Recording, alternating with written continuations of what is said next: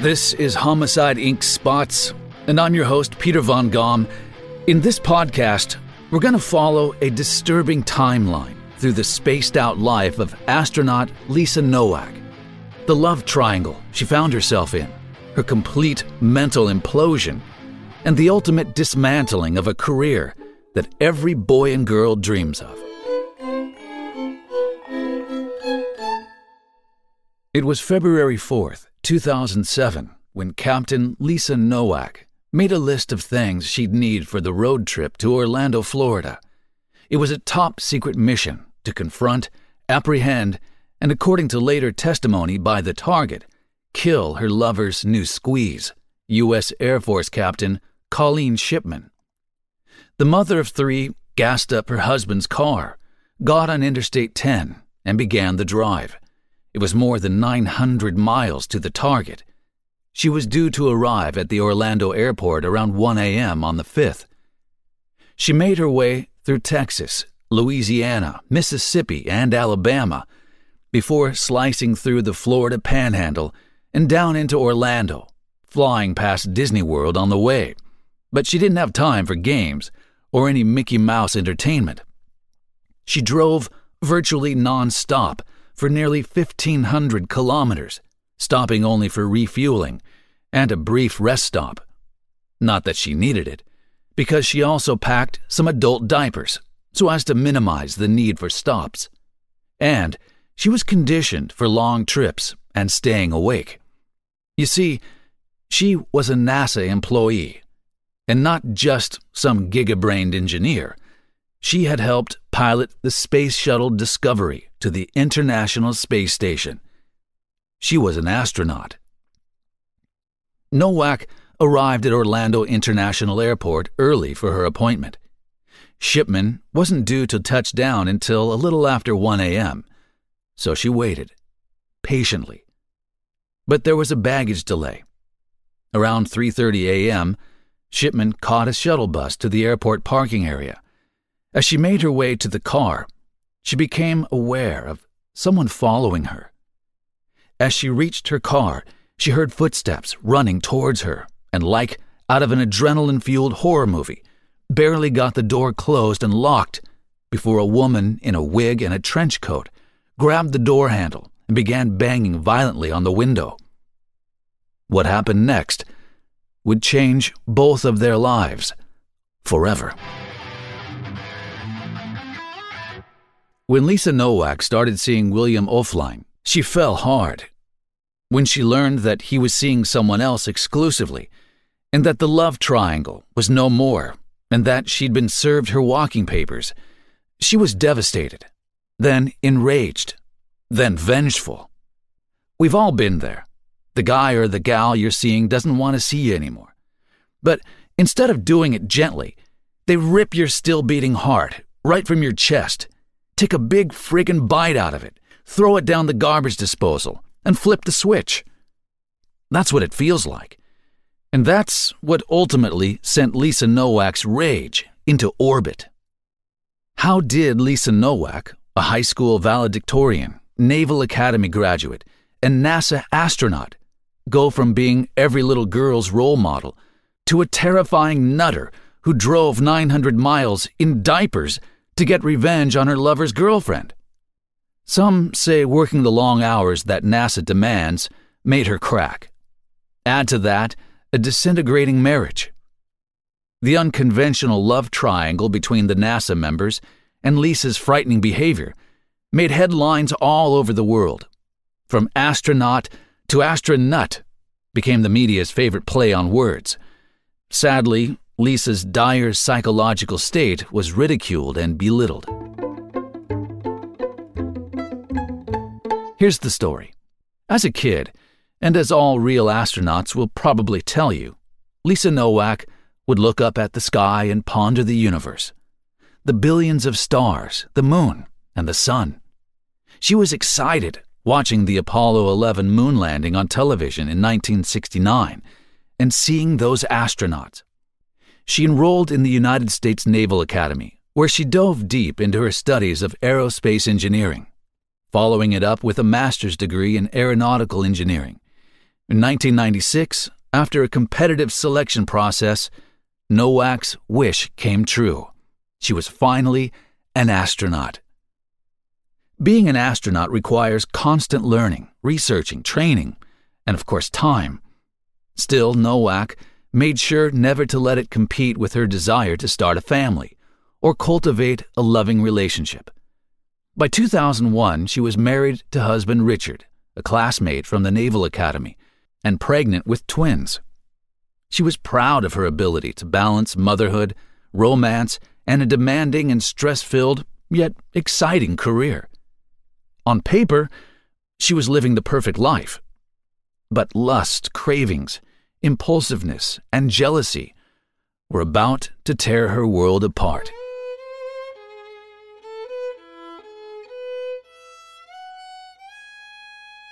Behind that blissful facade, troubles were bubbling.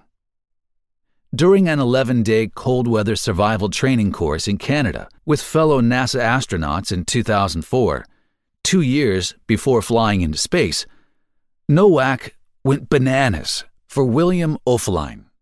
As part of the training, they were dropped off in the wilderness in northern Quebec and had to make their way back on foot. They covered 20 kilometers in 11 days, completing the course and solidifying their feelings for one another. There's one way to keep warm in the frigid Quebec wilderness nights. Chicka-chicka-bow-bow. Unable to hold back, when Nowak and O'Flynn returned to Houston, they began an extramarital affair, which they went to great lengths to keep under the covers. As serving Navy officers, they could have been charged with conduct unbecoming of an officer and a gentleman, which includes adultery. After discovering steamy and astronauty emails between Billy and Lisa, O'Flynn's wife filed for divorce in 2005.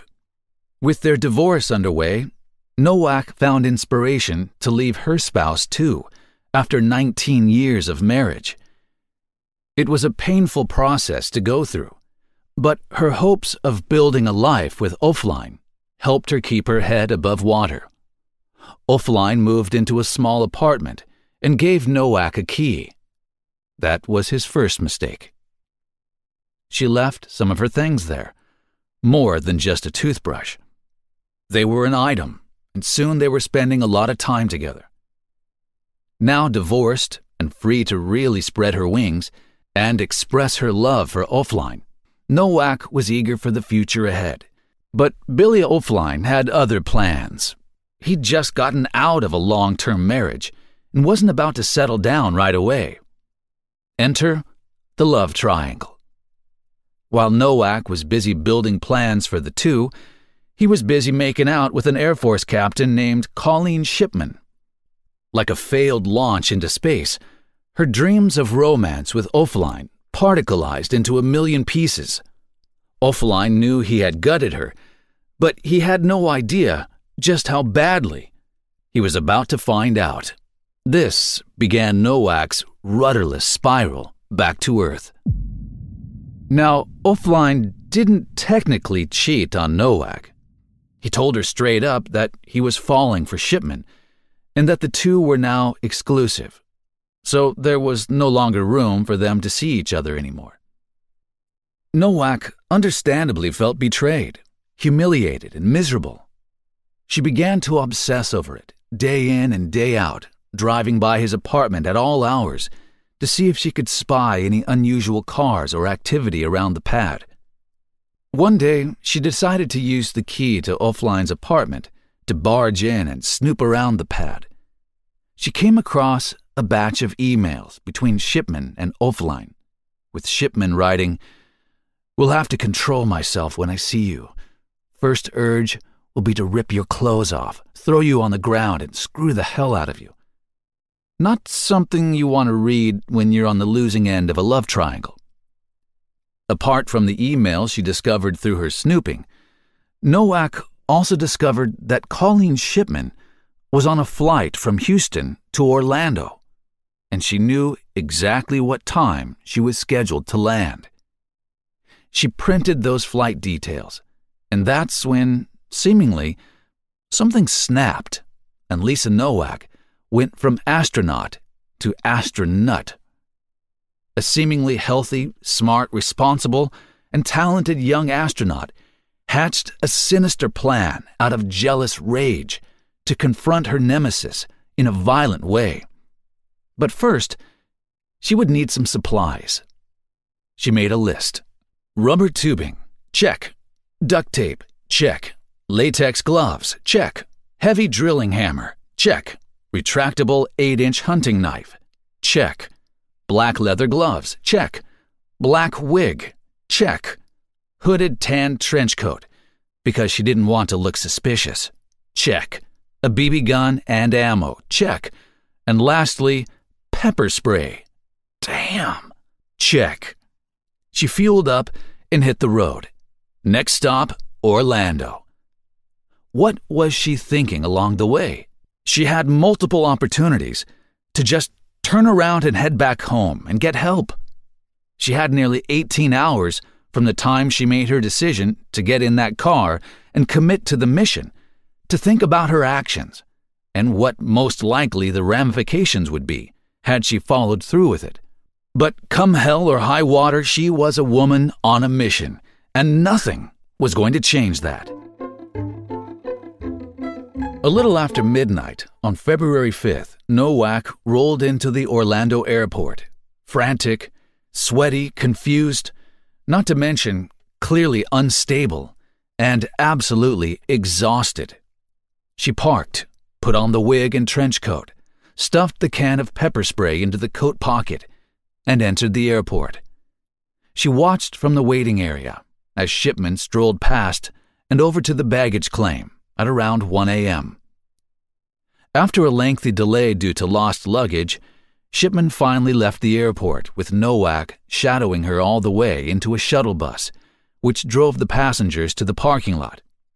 Mind you, the astronaut stood out like a sore thumb with the ill-fitting wig and Inspector Gadget trench coat. When Shipman stepped foot on the pavement and made her way towards her car, she noticed Nowak was following her. She picked up her pace and hurried to her car, hoping that the creepy-looking lady wouldn't follow her. To her fright, she did. Nowak shamelessly approached Shipman and asked for a ride, explaining that her boyfriend hadn't shown up to the airport. Shipman slipped into the driver's seat just in time and closed and locked her door. Shipman wisely wasn't willing to let her into the car. She cracked her window and told her she would call for some help. Nowak began crying and then pulled the canister of pepper spray from her pocket. Before Shipman could close her window, Nowak fired the pepper spray into the car and into Shipman's face. Miraculously, she was able to drive away, leaving a frenzied and unchained Nowak behind. She drove to the exit point of the parking lot and phoned the police. Within minutes, officers arrived and spotted Nowak disposing of trash into a dumpster in the parking lot. When questioned and inspected by the responding officers, they discovered hundreds of dollars stashed in her pockets, as well as several printouts from Ophelin's email account, along with her array of goodies she had prepared for confronting and apprehending Shipman. And in her car, they found a bunch of diapers. What was the deal with the diapers? According to police, when they arrived at the scene, Nowak was in a frazzled state, wearing adult diapers and holding a can of pepper spray. When they asked her why she had diapers on, she answered that it was because she didn't want to make bathroom stops on the way. After all, she had driven 900 miles, virtually non-stop. She was arrested and taken away on charges of attempted kidnapping, battery, attempted vehicle burglary with battery, and destruction of evidence. Later, her lawyers would deny she wore any diapers and reported that the ones found in her car were toddler-sized and were there because she had stashed a few after she had to evacuate her home during hurricane season. Whether or not she wore them in a state of madness, we'll probably never know. But what is true is the following Halloween had many adult trick-or-treaters donning NASA coveralls with adult diapers fastened on the outside. Don't believe me? Just do a search. Hey Siri, Lisa Nowak, Halloween costume. Initially, Shipman had no clue who this crazy woman was. Police later informed her that the woman was named Lisa Nowak, and that's when it hit her. She and Offline had once talked about his ex, and she also recalled how one time Offline had mistakenly blurted out, "Lisa!" in the sack. I'm not making this up, folks. Bill, come on. Rule number 1, never, ever use the wrong name, even in your most out-of-this-world sexcapades. After putting the pieces together, she phoned Offline to confirm whether she had reached the right conclusions about this disturbed woman. Meanwhile, Nowak was in police custody. She hadn't calmed down yet. If anything, her mental state after the arrest had unraveled further. Mugshots seen around the galaxy showed a broken and disturbed Lisa Nowak. A lot of people speculated that Nowak's career in NASA took a toll on her health. Apart from the long hours, the stress, and the constant work, Nowak had experienced a devastating loss during her career. She lost her close friend Laurel Clark in 2003 when the Space Shuttle Columbia disintegrated upon re-entry into the atmosphere. She would go on to help care for her friend's young child after this tragedy. Despite the psychological screening she went through at the start of her career, no follow-ups were done in the preceding years. Moreover, Nowak probably knew that she would likely lose her spot in the program if she were to complain about any mental instabilities, so she kept quiet. But the silence closed in on her, and it was painful, and many people believe that she snapped as a result of it. In light of this incident, NASA would go on to make changes to their program with annual screenings in mental health of all members in the space program. Now just imagine for a moment. Had she been on the International Space Station along with Bill and confronted him about Colleen, how would that go down in space?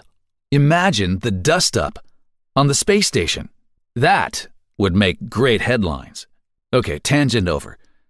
People have also speculated that her 2006 spaceflight had shifted her perception of the world, of life, of her own existence entirely. While there's really no definite explanation as to what really caused her complete and full mental meltdown, perhaps Nowak knew this would likely be her one and only flight into outer space.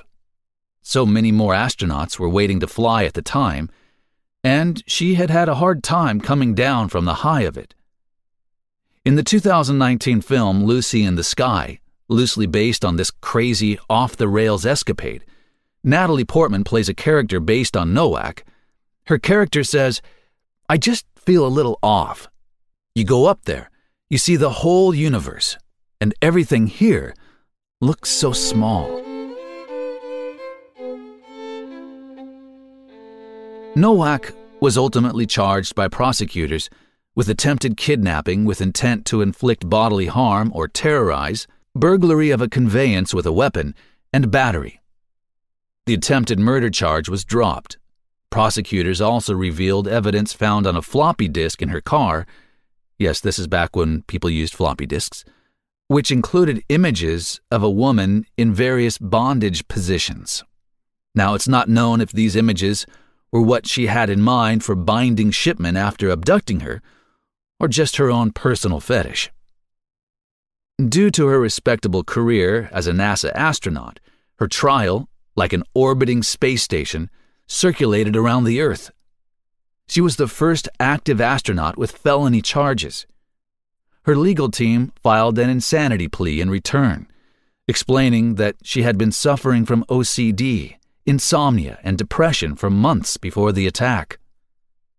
Shipman testified she was certain Nowak was out to murder her, saying it was in her eyes, she told the court, a blood-chilling expression of limitless rage and glee. Moreover, the incident left Shipman in a state of shock, as it would. She suffered from recurring nightmares and dizzying flashbacks that would hit her in the middle of the day. Eventually, Nowak was terminated by NASA a month after the assault on Shipman, and by June of 2007, Nowak was officially released and given an other-than-honorable discharge. The trial was scheduled for December 7, 2009, but 1 month before, Nowak entered a guilty plea to felony burglary and misdemeanor battery as part of a plea deal. She was sentenced to a year's probation and the 2 days already served in jail, with no additional jail time. In March 2011, Nowak petitioned the court to seal the record of her criminal proceedings, citing harm to her family and their livelihood. The motion was granted. So, somewhat of a happy ending. And although she did manage to have her criminal case sealed and put in the past, we're sure that the memories of this most bizarre case will live on in infamy, if I have any say in it. Colleen Shipman and Bill O'Flynn got married in 2010 and live in Alaska, light years from the scandal that shook NASA and the trio from the Triangle of Love. Lisa Nowak resides quietly in Texas and works in the private sector. Wild, wild, wild. You can't make this stuff up. Well, thank you so very much, as always, for joining me here on the Homicide Inc. podcast. I'd like to invite you to rate the podcast, whether it's on Spotify or Apple Podcasts or wherever you're listening from. Be a pal and click the stars and leave a comment if you would. This helps tremendously in getting our podcast into more ears. Thanks very much. Also, make sure you subscribe so you'll get notifications as soon as a new episode is released. And be sure to check out our Patreon campaign for exclusive Homicide Inc. podcasts that are available first to patrons. That information is in the description of this podcast. If you have a compelling true crime story you'd like me to consider investigating, please send me an email. And if you'd like to help support the production of the Homicide Inc. podcast, you can always buy us a cup of coffee. Those details are also in the description and on the Homicide Inc. website, where you can hear all the podcasts and see some other good stuff. Thanks so much, and see you on the next pod. Ciao for now.